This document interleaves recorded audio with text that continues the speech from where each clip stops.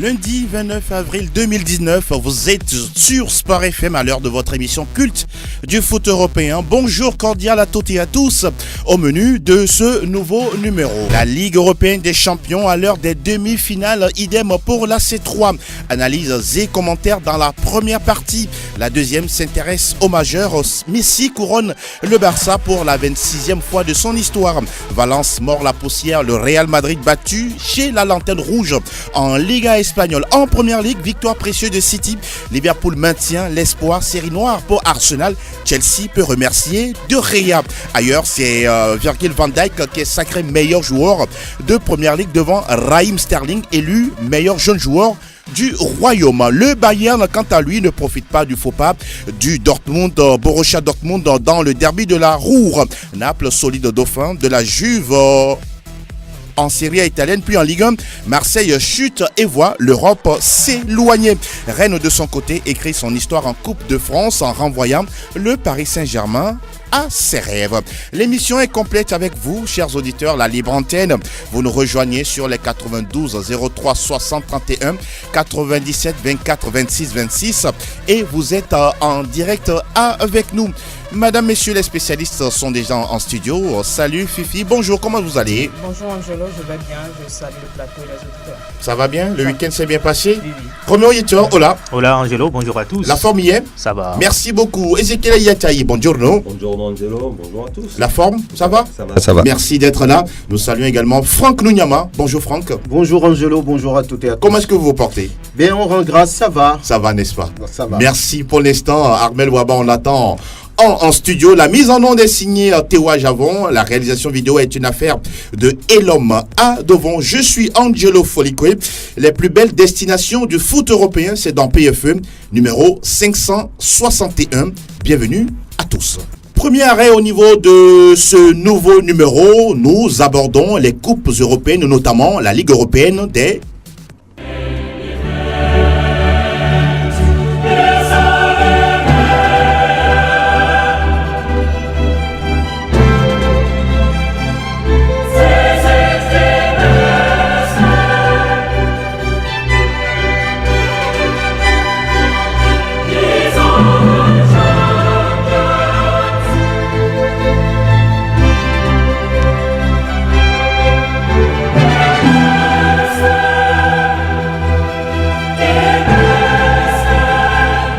Elle va encore résonner dans nos oreilles. Elle sera présente dans on sera tous présents devant nos petits écrans concernant cette Ligue européenne des champions. Les demi-finales, ce sera à partir de demain mardi. Roméo Yetor, cette affiche entre Tottenham et l'Ajax d'Amsterdam. Est-ce une rencontre ouverte selon vous? Oui, vu donc de la prestation des deux formations lors des quarts de finale, je me dis que ça va être une rencontre totalement ouverte entre l'Ajax et les Spurs de Tottenham. Quand on prend Ajax, ça fait 8 matchs joués à l'extérieur et cette équipe n'a jamais perdu. C'est une sacrée performance pour la jeune classe de l'Ajax. Maintenant, le match retour, c'est à domicile. Est-ce que ces jeunes-là auront cette mentalité pour pouvoir supporter les matchs à domicile, parce qu'ils n'arrivent pas à jouer les matchs à domicile. Face au Real, ils ont perdu. Face à la Juve, c'était un but partout. J'espère que Tottenham va surfer en fait sur ce premier match-là que les Spurs vont jouer en Angleterre pour mettre les bouchées doubles afin d'effectuer un très bon déplacement sur la Hollande. Maintenant, Tottenham avec peut-être Harry Kane qui va retrouver ses partenaires. Harry Kane qui fait partie des meilleurs joueurs du club, même si Son entre-temps avait porté les Spurs lors des quarts de finale. Je pense que le meilleur atout pour Tottenham, c'est bien sûr Harry Kane qui va essayer de redonner vie à sa formation par sa prestation. Maintenant, quand on va prendre les deux matchs en aller-retour, je crois que le match 1 peut déterminer l'issue de cette demi-finale. Alors, on va s'intéresser aux forces et aux faiblesses, si vous voulez, des deux formations. Fifi, Tottenham qui a perdu Harry Kane sur blessure, Momo Sissoko également qui sera forfait pour ce match. Vous pensez que ces deux absences-là peuvent faire balancer, ou bien faire donner à l'avantage du côté de l'Ajax? Harry Kane pourra il sera à 100%? même s'il n'est pas à 100%, s'il revient de blessure, moi je crois qu'il peut véritablement apporter à cette équipe de Tottenham. C'est vrai que son absence n'a pas trop joué sur l'équipe, puisque l'équipe a réussi à se qualifier face à City. Mais je crois qu'un Harry Kane sur le terrain fera énormément du bien à cette équipe de Tottenham, même si il n'est pas à 100%. Maintenant, Tottenham est une grande équipe de la Première Ligue et va pouvoir faire avec l'absence de Moussa. Et moi, je me dis que ce sera un match difficile pour Tottenham. Et contrairement à ce que Roméo a dit, moi je pense que quand on prend cette équipe d'Ajax qui a réussi quand même à éliminer aussi bien le Real que la Juve, même si le Real n'est pas très en forme, mais face à la Juve, on voyait déjà la Juve en demi-finale. Cette équipe a réussi quand même par 2 fois en déplacement à faire douter les grands et à faire chuter surtout les grands, à faire même douter le Bayern. Me dit que Tottenham a du pain sur la planche. Quand ces enfants vont jouer encore avec cette insolence-là, avec vont compter véritablement sur cette jeunesse-là, ça sera compliqué pour Tottenham. Maintenant, Tottenham en demi-finale va vouloir tout donner. Là où je rejoins un peu Roméo, c'est que le match retour se joue à domicile, contrairement aux deux autres rencontres. Le match retour s'est joué à l'extérieur où ils étaient vraiment à l'aise. Est-ce qu'à domicile, avec la pression, si surtout ils n'arrivent pas à véritablement faire le match aller avec un très bon score, est-ce que la pression ne va pas jouer contre eux à domicile pour le match retour? Mais pour moi, cette équipe d'Ajax est quand même capable encore d'écrire encore une fois et l'histoire. Et je ne pense pas que ce soit l'absence de ces 2 joueurs de Tottenham là qui va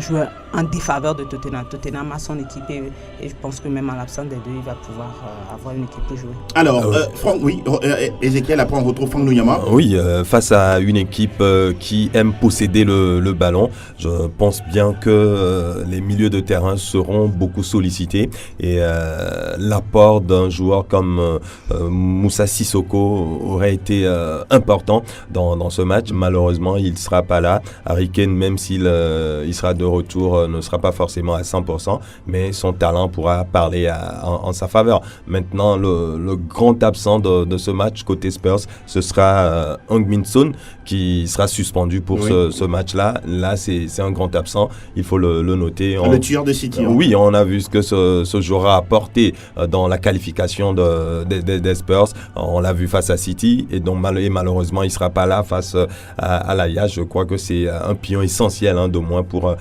les Spurs. Maintenant, côté néerlandais, je crois qu'on aura toujours droit à ce football axé sur l'offensif, des joueurs insouciants qui ne demandent qu'à jouer au football, à se faire plaisir sur le terrain. Donc je pense que pour ce match aller, du moins, il y aura... Vous voyez qui favori dans cette confrontation? Oui, je donne favori l'Ajax sur ce match-là. Match aller. Oui, sur le match aller. L'Ajax, même si c'est à l'extérieur, cette équipe a déjà prouvé qu'elle est plus à l'aise même à l'extérieur. L'Ajax n'a pas perdu lors de cette compétition. On n'a jamais perdu à l'extérieur d'ailleurs. Si on arrive à s'imposer à Santiago Bernabéu, on arrive quand même à battre la Juve sur ces installations. Je pense que c'est une équipe qui peut battre tout le monde. Maintenant, l'Ajax, oui, par le passé, n'était pas favori forcément face que ce soit à la Juve ou au Real Madrid. Maintenant, on place la Juve, l'Ajax favori. Est-ce que ça ne va pas jouer contre ces jeunes-là? La pression ne va pas les tuer? C'est la grosse interrogation. Alors, Franck Luyama, votre avis sur ce duel avant de passer à Barça-Liverpool? Moi, j'ai envie de dire que sur les 2 matchs à venir, l'Ajax d'Amsterdam est favori parce que cette équipe a prouvé à tout le monde qu'elle était capable de déjouer tous les pronostics. Elle n'a peur de personne, elle a de l'insolence, de l'insouciance.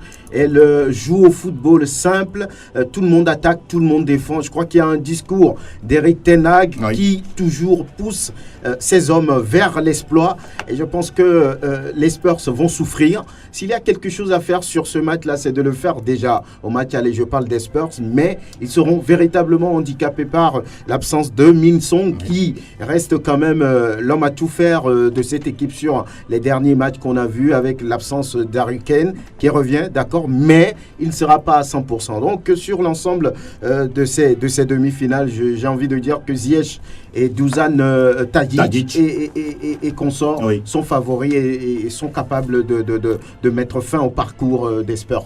30 secondes. Oui, un petit détail qui pourrait jouer en faveur de l'Ajax. On sait que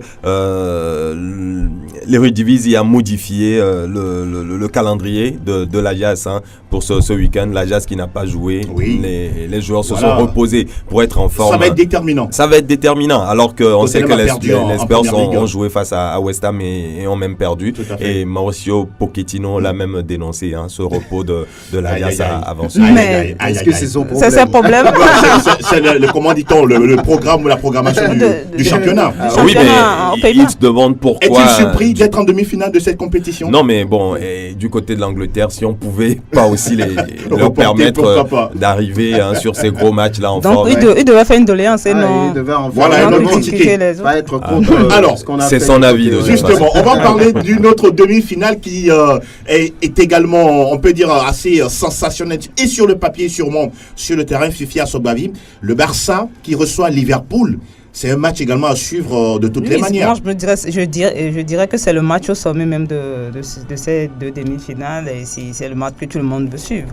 Et pour moi, tout ce que fait le Barça depuis le début de la saison, le Barça est pour moi favori, est favori dans cette rencontre-là. Mais maintenant, Liverpool aussi, on voit déjà Liverpool en championnat qui cherche à tout prix à gagner le titre cette saison avec de très très bons joueurs, contrairement à l'année dernière, une meilleure défense avec Van Dijk qui est là. Puis devant, on connaît déjà les flèches qui Salah, Mané, Firmino, Naby, Keita aussi qui s'en mêle maintenant. Mais en face, déjà, on connaît l'équipe. Donc pour moi, le Barça est légèrement favori. Quand je prends un peu les deux saisons des deux clubs, le Barça déjà sacré champion en Espagne avec des joueurs aussi de très très très haute qualité. Et pour moi, je me dis que ce sera compliqué à Liverpool, mais c'est un match de Ligue des Champions, de demi-finale de Ligue des Champions et tout peut se passer et Liverpool a physiquement au point et techniquement aussi et Barça plus technique pour moi que Liverpool et moins physique que Liverpool. Ce sera un peu la combinaison de tout ça sur le terrain.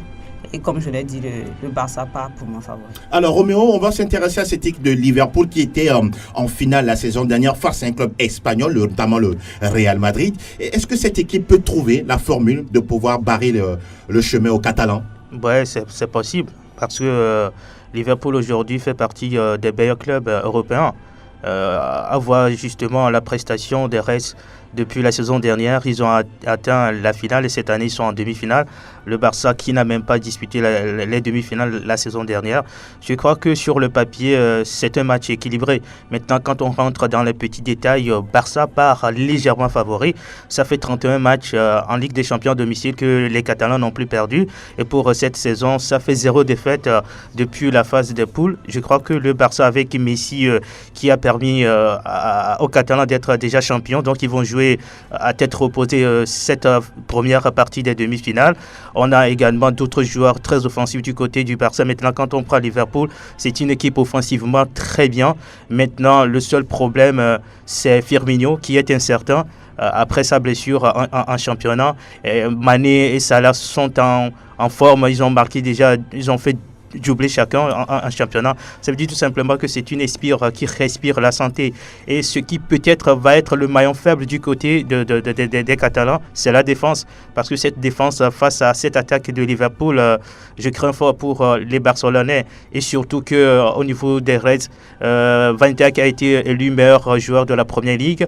Il n'a jamais été dribblé en Ligue des Champions, même en championnat. C'est difficile de pouvoir mettre à terre l'international hollandais. Je crois que c'est un atout pour les Néerlandais. Maintenant, Barça qui joue son premier match à domicile et le match retour à l'extérieur, ça craint fort pour les Catalans. Franck Munyama, votre analyse sur ce duel Barça-Liverpool? Ces deux clubs n'ont pas souvent l'habitude de se rencontrer à ce niveau. D'ailleurs, ils ne se sont pas rencontrés. Oui, jamais. Il n'y a que cette victoire de Liverpool en Championship International Cup 4-0. Et voilà ce qu'on peut noter par rapport au palmarès ou bien aux statistiques entre ces deux clubs. Maintenant, sur la phase phase aller de cette demi-finale. Je pense que le Barça vient de gagner un titre. C'est un atout psychologique important pour aller sur un match aussi difficile, compliqué, contre un club bien en forme du côté de l'Angleterre, qui également est en course pour le titre là-bas. Je pense qu'il va falloir un grand Messi ce jour-là, parce que quand Messi n'est pas là, le Barça est quelque part diminué. Souvent, on l'a vu sur des matchs la dernière fois, il a fallu que Lionel Messi fasse son entrée pour libérer l'équipe, pour lui faire gagner, j'allais dire le 26e titre. Oui, 20e avec Messi. Donc, il va falloir un Messi très créatif et une défense très solide, parce que là, l'anglais Piqué par moment, il s'oublie. Piqué, ce n'est pas ça. Donc, face à un trio comme Salah, Mané, même si on annonce Firmino incertain, ça va être compliqué. Par contre, de l'autre côté, la défense des Reds est très solide avec Van Dijk, qui en 36 matchs n'a jamais été dribblé. Mais est-ce que par moment, Liverpool aussi n'a pas été verni par le tirage au sort? Bon. Ils ont le courage de le dire. Face à Porto, il n'y avait rien devant. Il n'y avait rien devant. Là, maintenant, on s'attaque à un gros. Mais Liverpool était dans un groupe difficile. Il faut le avec dire. le Paris Saint-Germain.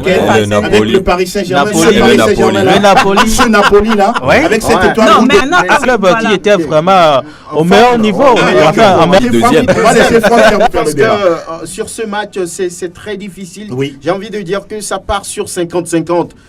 Pour cette demi-finale, c'est le plus gros match de cette demi-finale. Donc le Barça doit faire extrêmement attention face aux flèches que présente Liverpool, mais le Barça a quand même les arguments pour faire face à cette équipe de Liverpool. Ezekiel, on parlait tout à l'heure de Virgil van Dijk, le monsieur Endriblab ou Endribab, je ne sais pas comment, et on parle de Messi qui lui, vous voyez un face-à-face, quand on sait que Messi est beaucoup plus sur le côté, repique dans l'axe, vous voyez un plan anti-Messi de la part de Jürgen Klopp? Messi, il peut éliminer tout le monde, c'est possible. On connaît la classe de ce joueur, son talent, son génie. Donc, quand il veut, il peut. Messi face à Van Dijk, oui, ce sera un duel très intéressant, surtout avec le centre de gravité bas de Messi face à Van Dijk. Oui, j'aimerais bien le voir. Maintenant, la difficulté du côté du FC Barcelone, ce sera comment faire jouer cette équipe de Liverpool bas, comment faire reculer cette équipe de Liverpool, parce que c'est sûr, les Reds vont mettre la pression, jouer très haut pour empêcher le Barça de sortir le ballon. Et à chaque fois que le Barça a été acculé cette saison, c'est une équipe qu'on a du mal à reconnaître. Alors, est-ce que les Barcelonais arriveront quand même à faire sortir ou à sortir de la pression, du pressing de Liverpool? Voilà, c'est la question qu'on se pose. Et maintenant, du côté de Liverpool, on sait qu'on a des joueurs devant qui peuvent faire la différence à tout moment, surtout que cette défense du FC Barcelone ne rassure pas du tout. Voilà, donc sur cet aspect-là. Ça promet du spectacle selon vous? Oui, sur cet aspect-là, on voit bien qu'il y aura du spectacle, il y aura du football. Maintenant, il y a Messi, il y a Suarez qui, avec ses appels incessants, peuvent quand même mettre à mal cette défense de Liverpool qui, parfois, à force de jouer vers l'avant, a du mal quand même à se reconcentrer derrière. Mais c'est une équipe quand même très solide du côté de Liverpool qui n'encaisse pas beaucoup de buts. Oui. Donc tout simplement, je dis qu'il y aura du spectacle. On verra quand même ce que va nous proposer également Valverde tactiquement. Et puis on sait que Klopp, c'est un fin tacticien également. Donc c'est un match qui va se jouer également du côté des entraîneurs. En tout cas, du spectacle garanti pour ces demi-finales aller au niveau de la Ligue européenne des champions. Mardi, on aura Tottenham. Et surtout, j'aimerais ajouter un truc. Puisque le FC Barcelone a joué 10 fois les clubs anglais en C1 avec seulement 2 défaites. Et ces 2 défaites, c'est justement face à Liverpool. Donc, d'accord. Attention. Ah oui. Le message, il est passé. Hein. Merci beaucoup, Ezekiel Ayataï. On parlait de ces demi-finales. Mardi, il y aura Tottenham-Ajax. Et puis, mercredi, Barcelone face à Liverpool. Des matchs que vous pouvez justement suivre, bien sûr, en direct sur Sport FM, en collaboration, en partenariat avec notre partenaire. Voilà, si on s'est dit aussi comme ça. Canal+. Les demi-finales de la Ligue Europa. Ce sera également Francfort face à Chelsea. Et puis, on aura Arsenal-Valence. Vous voulez vous mouiller là-dessus? Les matchs ont lieu jeudi. Francfort-Chelsea, je crois que c'est une affiche à suivre au vu de ce qu'a fait le club allemand par rapport au Benfica, parce qu'à l'aller, le club a été battu au match retour, a su inverser la tendance. Exactement. Ça va être une rencontre très intéressante à suivre maintenant. Chelsea, avec sa petite forme en Première Ligue, c'est peut-être la seule porte de sortie pour sauver sa saison, gagner ce titre. Et là, ça va permettre peut-être à Chelsea de revenir la saison prochaine en Ligue des Champions. Donc c'est un match à ne pas négliger du côté des Blues. Maintenant, les Allemands aussi vont vouloir passer. Fifi, Arsenal-Valence. Arsenal, pas très en forme. Ah oui, ces derniers temps. Je crois 3 défaites sur les 3 derniers matchs en championnat. Oui. Mais quand on le voit sur le plan continental, on peut se dire que c'est un club à deux visages. Sur le plan continental, avec Unai Emery, qui aime bien l'Europa League, on se dit. Et avant cette rencontre, moi je pense que malgré la petite forme d'Arsenal, Arsenal est quand même capable de faire quelque chose sur le plan continental. Ce sera face à Valence. Voilà qui est dit. Justement, je veux dire que Arsenal-Valence, Unai Emery connaît parfaitement ce club pour l'avoir entraîné entre 2008-2012. Et c'est une compétition qu'il adore. La preuve, il a gagné à 3 reprises. Donc, Arsenal est moribond ces derniers temps en Première Ligue. La dernière défaite face à Leicester, 3-0. Donc, mais sur le plan européen, c'est un club qui quand même a envie de se faire respecter. Et sur ce match-là, j'ai envie de donner un petit point, de mettre une pièce sur les hommes d'Unai Emery. Moi, je dis juste qu'on tend vers une finale 100% anglais. D'accord. Donc, Arsenal-Chelsea en finale. Ah oui, c'est si simple, mais lourd de sens. Voilà, fini pour les coupes européennes. Cette fois-ci, nous abordons les majeures avec... Salta el Madrid, salta el Barça, arranca el Clásico. Está el tiempo de la Liga. Sí, buena la que recibe de Casemiro, haga la primera, gol.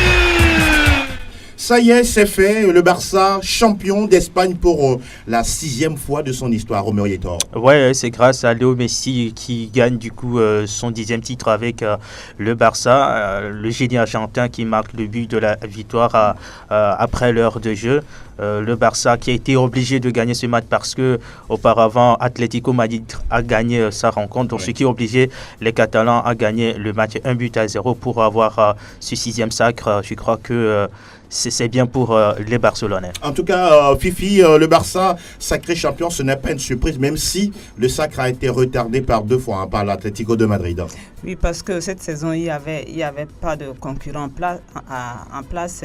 Et le Real, très tôt dans ce challenge, a été écarté. Oui. Et on a vu la forme du Real durant toute la saison. Donc, c'était un seul maître à bord, même s'il y avait Atlético, mais on savait très bien qu'en Espagne, c'est compliqué pour l'Atlético vraiment de rivaliser face au Barça et au Real. Donc, en l'absence de Real, le Barça en a profité pour rapidement gagner son trophée. Félicitations à cette équipe menée par, une fois encore, pas Messi, qui a fait une saison exceptionnelle. Et je me dis que Messi, s'il arrive à se qualifier pour la finale de la Ligue des Champions, même déjà à ce niveau-là, pourrait commencer à rêver au trophée du Ballon d'Or. Et Mourinho le dit déjà que il est déjà bien parti pour le trophée de Ballon d'Or. Curieusement, Franck Nuyama, il y a un joueur qui s'appelle Kevin Prince-Boateng, sacré champion d'Espagne avec le Barça. Ah oui, c'est quand même incroyable comme histoire. C'est un globe-trotteur, c'est un joueur presque fini, mais on lui a donné encore la chance de venir au Barça. Ça a surpris tout le monde. Ouais.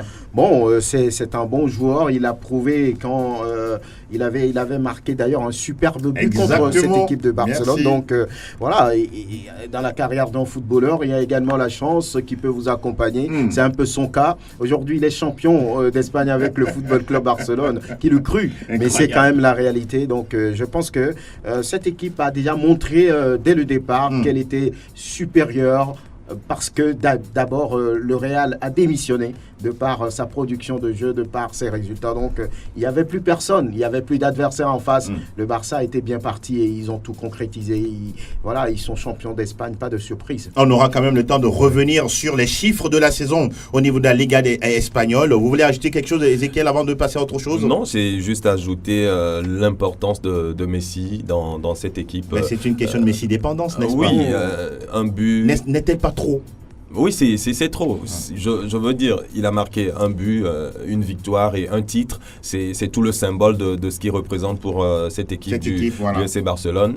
Cette saison, il a été très déterminant dans les victoires du FC Barcelone. Depuis le départ de Xavi, je vois bien que cette saison, il est plus présent au cœur du jeu du FC Barcelone, même si lors de la saison 2011-2012, je crois, il avait marqué 50 buts.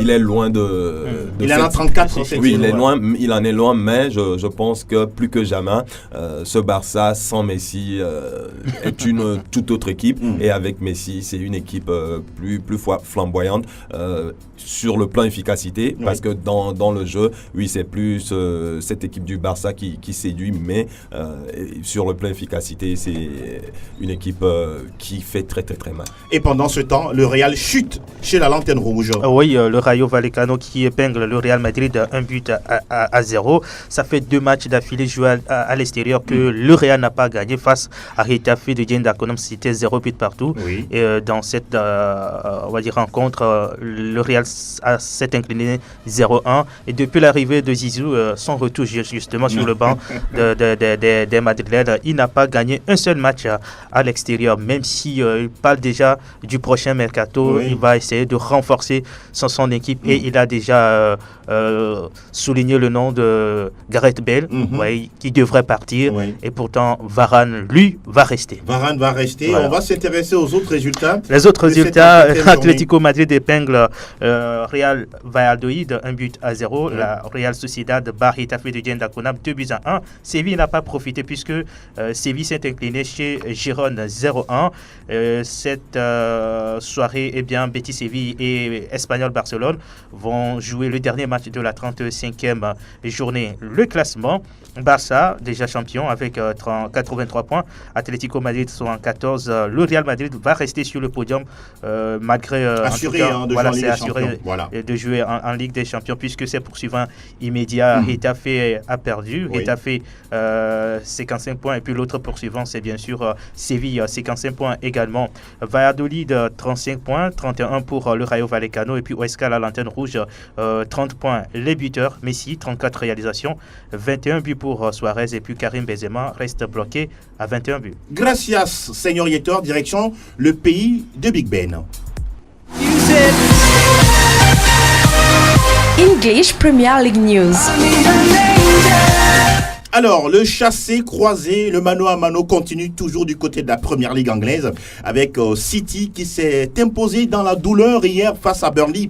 1-0 grâce à un but signé Sergio Kun Aguero à la 63e minute. Entre-temps, Liverpool a déjà vendredi atomisé la formation de Huddersfield. 5-0. Doublé de Mané, doublé de Salah, un but de Naby Keita. Le chassé-croisé va durer jusqu'à quand, Franck?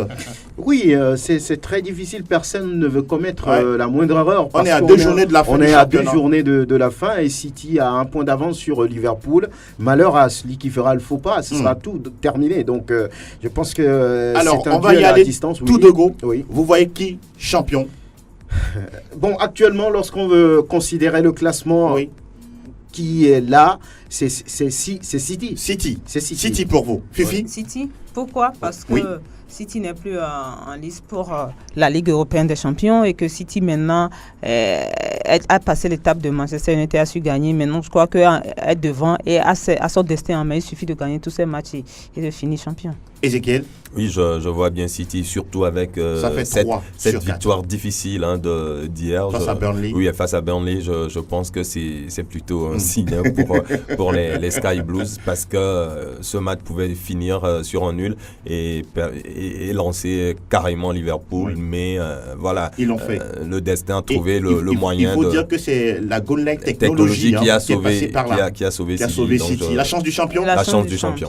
Roméo, peut-être. Moi, j'ai dit que c'est l'année de Liverpool. Voilà, qui est dit. Même si City est en avance avec 1 point d'écart, Liverpool est capable de passer devant City parce que City, c'est une équipe qui ne rassure pas, même s'il reste 2 matchs. Et sur ces 2 matchs, les Sky Blues peuvent tout donner.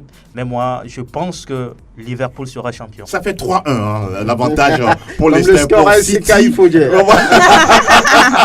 Elle est bien dit. Voilà, donc on va rapidement s'intéresser à d'autres scores. On remarque également que Southampton, Bournemouth avait 3 buts partout. Et puis Manchester United et Chelsea qui ont fait un nul 2 partout hier. On a vu une autre équipe de United, mais ça n'a pas suffi parce que De Gea a offert un cadeau, voilà quoi, de l'été à Chelsea. Et au Comme classement. il sait si bien le faire maintenant. Voilà, Oui, bien justement. sûr, Il est d'ailleurs félicité, on lui demande maintenant de partir. Les supporters. Voilà qui est dit. City est en tête avec 92 points, 91 points pour Liverpool. Tottenham est 3e avec 70 points. Chelsea est 4e, 68 points. 66 pour Arsenal, 65 pour Manchester United, classé 6e. Et au niveau des meilleurs buteurs, on retrouve Mo Salah, 21 buts, 20 réalisations pour Sadio Mané et puis Sergio Kun Agüero. Fini pour la première ligue, nous parlons d'autre chose. Herzlich willkommen zum Bundesliga. Alles über Bundesliga. Alors, il y avait le derby de la Ruhr entre Schalke et Dortmund. Et puis, quand même, Bayern pouvait profiter de ce match face à Nuremberg. Mais bon, ça n'a pas été le cas. Ça n'a pas été le cas. Les Bavarois ont bien souffert dans ce match-là. Il a fallu un but chanceux de Gnabry pour permettre au Bayern de pouvoir retourner à la maison avec un petit point. C'est un résultat qui a rendu furieux l'entraîneur Niko Kovac parce qu'il estimait que le Bayern devrait pouvoir creuser l'écart désormais avec ce faux pas du Borussia Dortmund. Mais que Denis, c'est un partout à l'arrivée face à un club quand même qui était à sa portée lors de cette 31e journée. Donc, ça fait actuellement 2 points seulement d'écart entre les deux clubs, ce qui veut dire que c'est encore possible à 3 journées de la fin du championnat.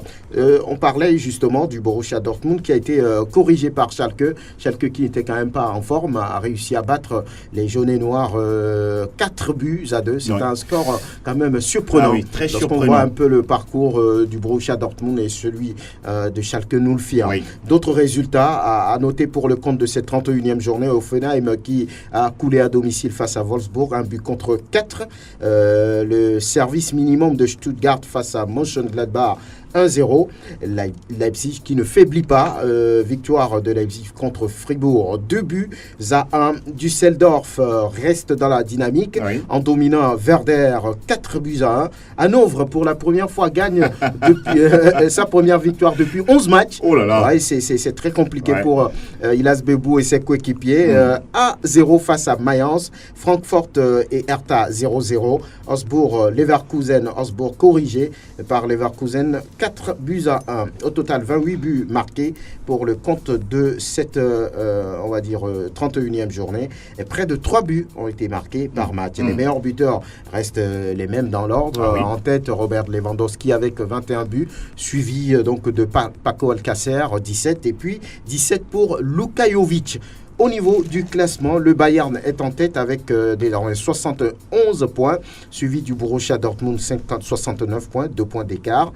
Leipzig boucle le top 3, 64 points, 3e, 4e l'Eintracht Francfort, 54 points. Et puis le top 5 est bouclé par Mönchengladbach, 51 points. Au bas du tableau, à partir de la 14e position, on retrouve Augsbourg, 31 points, 15e Schalke 04, 30 points, 16e Stuttgart, 24 points, 17e Nuremberg, 19 points. Et puis, dernier, Hanovre, 18e, 18 points. Dankeschön, Herr Nunyama. Nous filons rapidement du côté de...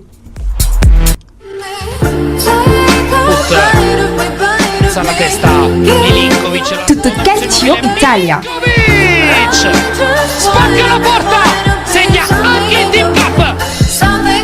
On sait que la Juve est sacrée championne du côté de l'Italie, mais on va s'intéresser au Napoli qui relève un peu la tête. Oui, le Napoli se rapproche encore plus de la Ligue européenne des champions grâce à cette victoire sur la pelouse de Frosinone, 2 buts à 0. Les hommes de Carlo Ancelotti n'ont plus besoin qu'un seul point pour assurer leur place en Ligue des champions la saison prochaine. Voilà, donc on parlera également de la Juve, le déjà sacré qui a battu qui a fait un match nul face à l'Inter Milan. Ne donnez pas des points à la Juve. Oui, la Juve n'en a même pas malheureusement. Un but partout grâce à des buts de Nainggolan et Cristiano Ronaldo qui a inscrit son 600e but en carrière. C'est énorme. Voilà, énorme. Continue d'écrire sa légende tout simplement, on dira. Et puis du côté du Milan AC, le Milan AC est en pleine déconfiture. Encore une défaite battue par Torino, 2 buts à 0. Le Milan qui chute même des places européennes. Le Milan 7e, on le verra dans le classement. Très mauvaise opération pour les Milanais, puisque la Roma de son côté a dominé Cagliari 3 buts à 0 avec un passage, un but de Javier Pastore. Et du coup, la Roma qui reprend la 4e place. Bien sûr, la Roma qui reprend la 4e place synonyme de Ligue des Champions. On notera la victoire de la Lazio sur la Samp, 2 buts à 1, doublé de Felipe Caicedo. Et puis le buteur de la Samp, on le connaît, c'est bien Fabio Quagliarella. Qui finira visiblement meilleur buteur. Vous doutez encore? Il est bien en route pour, bien placé pour. Il a quand même 36 ans, faut pas l'oublier. C'est un vieux de la vieille, mais voilà, c'est lui le meilleur buteur de ce championnat. Et on notera la victoire de Bologne sur Empoli, 3 buts à 1, nul entre Spalferrara et Genoa, 1 but partout. Même score entre le Chievo et Parma. En clôture de cette 34e journée, ce soir, l'Atalanta Bergame reçoit Udinese et puis la Fiorentina accueille Sassuolo. Précision, si l'Atalanta gagne, elle reprend la 4e place à la Roma. C'est bien ça. C'est un match à suivre de très près. Oui, le suspense est toujours là pour les places européennes, que ce soit la Ligue européenne des champions ou la Ligue Europa. Et puis pour la bataille également pour le maintien en bas de tableau. Et justement au classement, c'est la Juve qui... on ne parle plus de la Juve, on parle plutôt des autres. Et j'ai bien envie de dire que le problème de cette Serie A italienne, ce n'est pas la Juve, mais c'est plutôt... On va en revenir tout à l'heure dans nos prochaines émissions pour un débat. Et le Napoli qui est à 70 points, deuxième. L'Inter qui suit à 8 longueurs, 62 unités. Et puis 4e, la Roma, 58, 56 pour l'Atalanta Bergame avec un match en moins. Classé 5e, 6e, Torino, 56 points également pour le Milan C, 7e. Et puis la Lazio qui n'est pas loin, à une unité du Milan C, 8e avec 55 points. Vous comprenez que ça va être dur, ça va être accroché jusqu'à la fin de cette Serie A italienne. Et puis en bas de classement, 16e le Genoa, 35 points, Udinese 17e, 33 unités. Puis dans la zone rouge, 18e Empoli, 29, 23 pour Frosinone. Et puis le Chievo déjà relégué, 20e avec 15 unités. Au classement des buteurs, Fabio Quagliarella de la Samp, 23 buts, 21 pour Duvan Zapata de l'Atalanta. Et puis 3e, Christian Piatek, 21 buts également. Cristiano Ronaldo n'est pas loin, 20 buts. 20 buts, justement pour la star portugaise. Grazie mille, Ezequiel Ayatay, cette fois-ci, le pays de Notre-Dame. Monaco, le champion. Et quel spectacle pour une dernière victoire. 100% Ligue 1, Conforama. Lacazette réussit le sien, 28e but de la saison sous les couleurs de Lyon avant de quitter le club. Intéressons-nous à l'Olympique de Marseille qui a encore chuté, qui plus est à domicile face à Nantes et voit l'Europe s'éloigner. Justement, Marseille n'avait pas le droit de perdre cette rencontre, surtout que c'était au Vélodrome. Mais il faut se dire que Nantes, depuis pratiquement est déjà face au Paris Saint-Germain il y a quelques jours. Le Nantes a su s'imposer. Donc Marseille était averti, mais Marseille n'a pas su relever le défi. Et Marseille s'est incliné à domicile et laisse filer Lyon et puis Saint-Étienne. Et voilà, donc défaite à domicile, 1 but contre 2. On va s'intéresser justement à Saint-Étienne. Saint-Étienne qui a gagné face à Toulouse, c'est 2 buts à 0. Exactement. Pour Saint-Étienne qui aussi depuis plusieurs journées maintenant aligne des victoires et veut être européen la saison prochaine. Ils en ont besoin, sans oublier Lyon également, qui s'impose face à Bordeaux. Bordeaux, 3 buts à 2 en déplacement. Il faut dire ils ont eu chaud, les Lyonnais. Ils ont eu chaud et ils ont été même menés. Il faut reconnaître que les Bordelais ont été réduits à 10 à un moment donné du match, et ce qui a permis à Lyon de revenir, de gagner cette rencontre. Mais ça fait quand même du bien à Lyon qui reste accroché à cette 3e place pour le moment. C'est très bien noté. On va parler d'autres clubs rapidement et puis on enchaîne avec la Coupe de France. D'accord. Dimanche, Amiens et Strasbourg se sont séparés 2-2, 0 but partout. Angers, Reims, 1 but partout également. quand on a dominé Dijon 1-0, Lille ne donnez pas a fait voler un éclat. Nîmes 5-0. Nice qui domine Guingamp 3-0. Ouais. Et voilà, donc on avait déjà parlé des autres matchs de Saint-Etienne et de Marseille. La Coupe de France. La Coupe de France. Avec Rennes, un petit souci avec nos micros. On ne sait pas si... voilà quoi, le retour il est un peu difficile à avoir. Maintenant parlons de Rennes par rapport au Paris Saint-Germain. Rennes 6-5 puis 2 buts partout à la fin du temps réglementaire. À la fin du temps réglementaire, alors que le Paris Saint-Germain menait après 30 minutes de jeu 2-0 grâce au but de oui, allez-y Vivi. De Silva, non. Dani Alves et Neymar. Dani Alves et Neymar ont inscrit les 2 buts du Paris Saint-Germain et avant la pause, Kipembe qui redonne l'espoir au Rennais puisqu'il marque contre son camp et puis en deuxième partie, on a vu sur corner Rennes revenir dans la partie. Et comme pour les autres fois, à chaque fois que le Paris Saint-Germain est sous pression cette saison, et c'est difficile aux Parisiens de réagir. On a vu que sous pression, dominé et le Paris Saint-Germain n'a pas pu s'en sortir et le club, le Rennes qui était vraiment en confiance a gagné la séance des tirs au but. Moi, pour faire une petite analyse sur cette rencontre, à la fin, je me dis que... Vous avez honte de ce club? Non, pas honte, mais de la saison. C'est une saison catastrophique, il faut le reconnaître. C'est ça, le mot même. Et quand on sait qu'en France, le Paris Saint-Germain doit en principe gagner toutes les compétitions nationales. Quand on voit les moyens qu'on met en place, et quand on se retrouve à la fin de la saison avec seulement le championnat et les 2 coupes qui ne sont pas allées du côté de Paris Saint-Germain, il faut se poser des questions. Mais moi, j'incrimine un tout petit peu Tourelle. Un tout petit peu. Il n'est pas le seul responsable. Oui, puisque les joueurs aussi sont responsables. Mais quand on voit un peu la manière, moi je le vois, à chaque fois... Qu'est-ce que vous lui reprochez? Oui, à chaque fois que le Paris Saint-Germain est en difficulté, on ne voit pas Tourelle, on le voit trop abattu, trop crispé. Alors vous le trouvez trop défaitiste?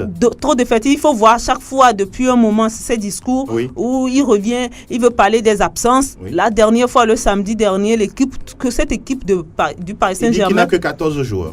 Cette équipe du Paris Saint-Germain qui évolue sur le terrain avec un entraîneur comme...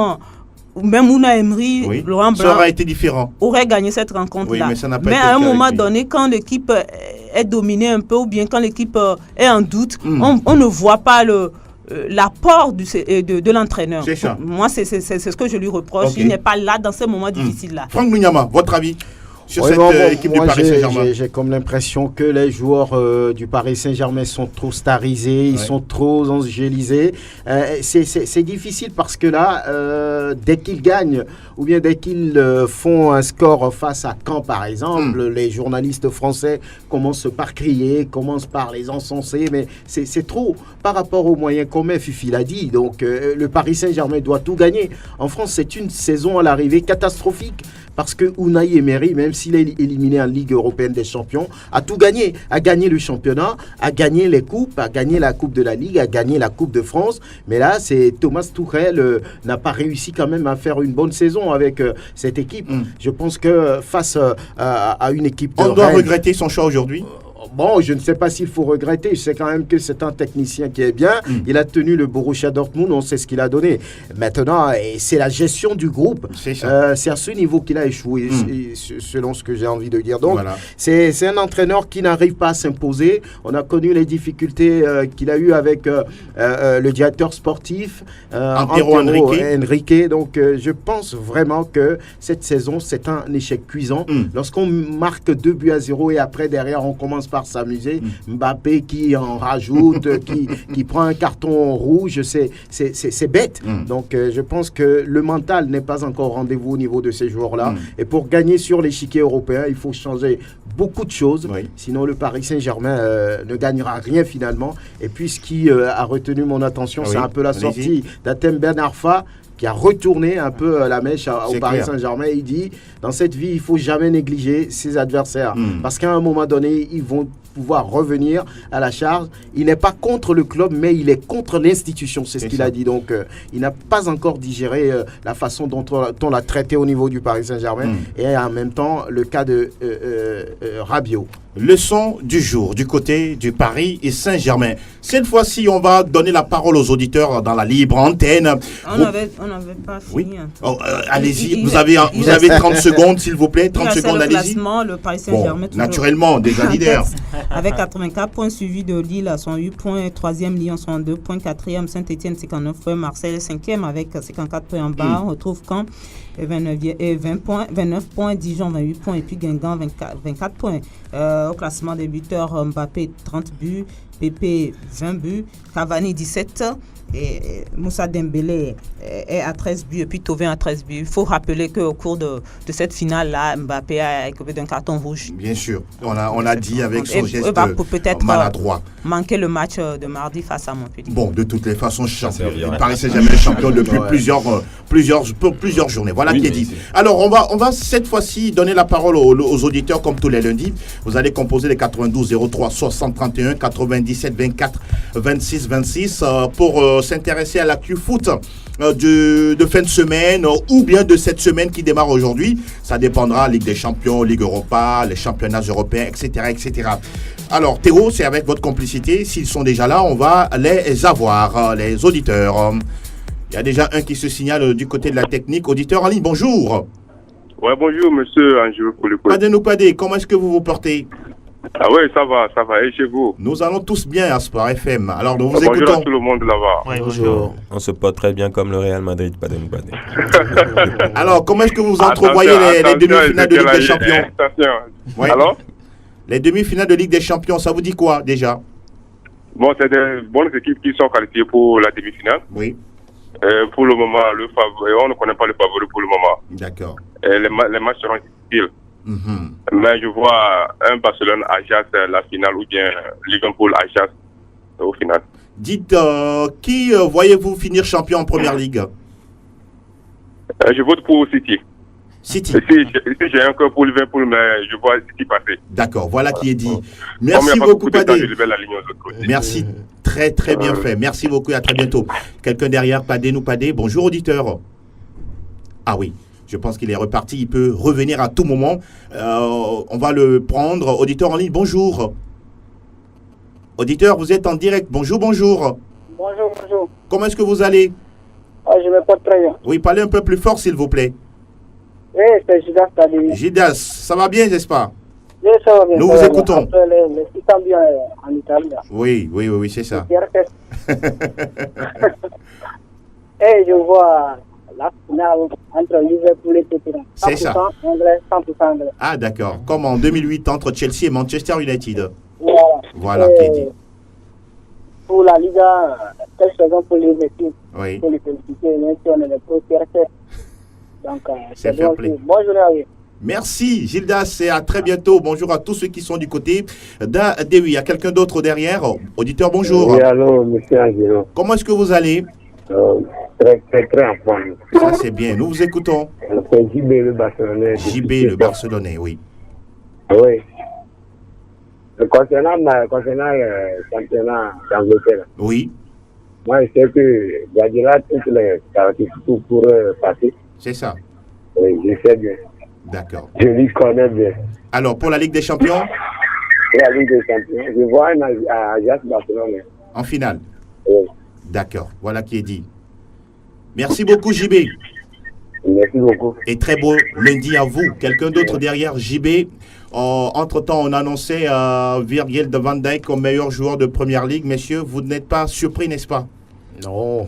Je pense qu'il a fait du bon boulot depuis qu'il est arrivé. Vous allez garder votre pensée. On va prendre quelqu'un d'autre après Franck Luyama. Bonjour, auditeur. Bonjour, monsieur. Oui, bonjour. Vous allez bien? Oui, je m'en vais bien là. C'est Alex, le Barcelonais. Alex? Oui, nous vous écoutons. MDS? Ouais. Ça veut dire? Merci Dembélé Suarez. Ah, d'accord. Intéressant. Ok. Pour les demi-finales. Oui. 4 pour Barça, 2 pour Liverpool. D'accord.